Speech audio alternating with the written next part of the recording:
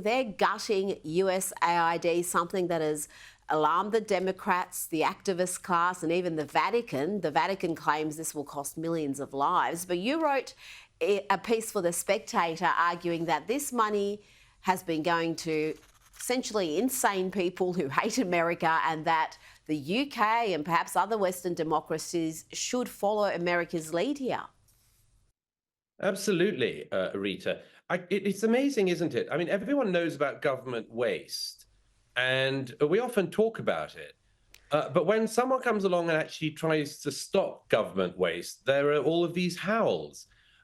What Elon Musk and his Doge team found in USAID, and it's merely the surface of it, what we've actually read about, is an incredibly corrupt, wasteful, and what's more, anti-American system. It would be one thing if there was a foreign aid body in your country which was doing sort of soft power, pro-American, pro-democracy, pro on the side of freedom, pro-free market sort of movement. But what you find in USAID, what the team found, is what you can find in the UK's foreign aid budget and many other countries, which is actually the American taxpayers were paying for systems that actually seem to rather dislike America and seem to be rather anti-American. And in many cases were examples of the American taxpayer funding versions of the hopefully now increasingly defunct American woke mind virus around the world. There was a bit of a hullabaloo because early on it was said that there was $50 million that had been used to buy condoms to send to Gaza. And it turned out that actually that was a slight misreading, and it was $50 million for condoms in part of West Africa. I don't really see that that's the biggest misreading imaginable. The question, I think, for a lot of American taxpayers is why are we selling a very large number? Why are we paying for a very large number of condoms to be sent anywhere in the world? Can't other people buy their own condoms? But I mean, that's just at the sort of easier end of it. I mean, there were things like the American taxpayer was paying for people to have sex changes in Colombia. And when the Democrats and certainly the international critics of Elon Musk and Doge weigh in on this, I have a challenge for them, which is, you know, if you think the American taxpayer is so flooded with money that they can pay for Colombian sex changes, and if you think it's absolutely outrageous that that fund should have been stopped, there's a great opportunity, you know, for all of the left-wing governments in Australia and elsewhere. Why don't you pick up the slack? Why don't you pick up the slack, if that's not the wrong metaphor to use, and you pay for the Colombian sex changes, and then you can feel really good about yourself and not just beat up on Elon Musk.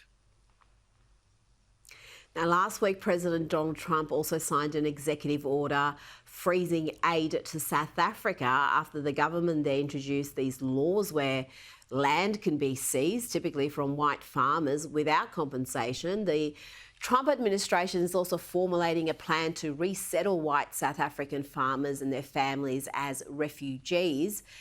Douglas, the question has to be asked, why aren't other Western nations that supposedly value equality, value property rights, why aren't they stepping in here? Why are they still sending millions in aid to a rogue nation?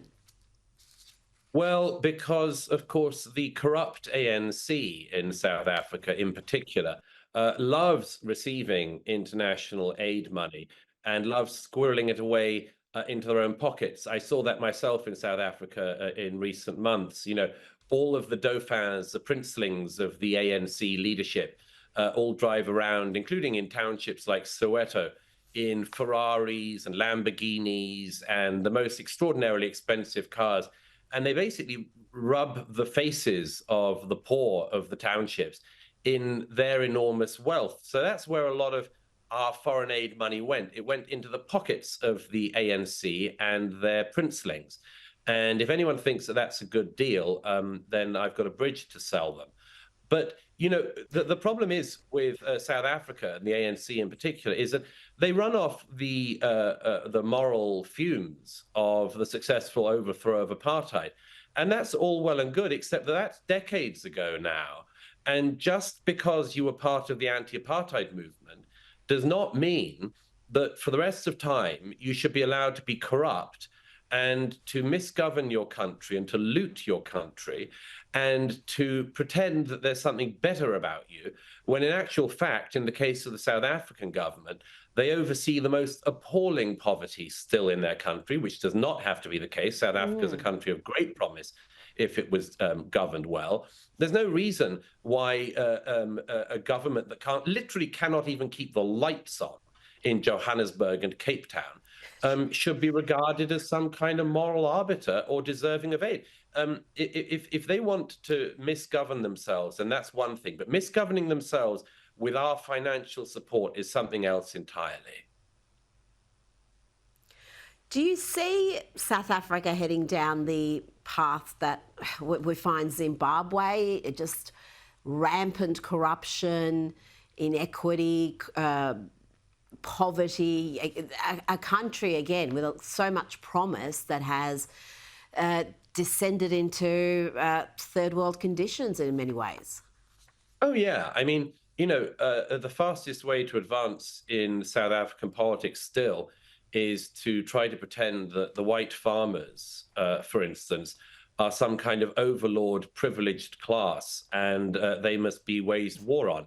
You remember that one of the candidates at the last elections in South Africa, who really did rather well, led people in the stadium to the charming war cry of "shoot the Boers" or "shoot the white farmers," is effectively what he was saying.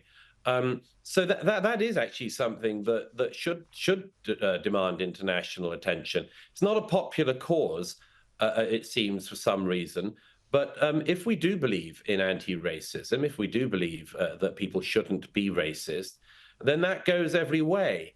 And people who are targeted for murder and for the theft of their land, their farmland in South Africa, but just because they're white, that cause should be taken up by people just as much as if black farmers in South Africa in the past had been persecuted in the same way. It's just a total lack of consistency on that.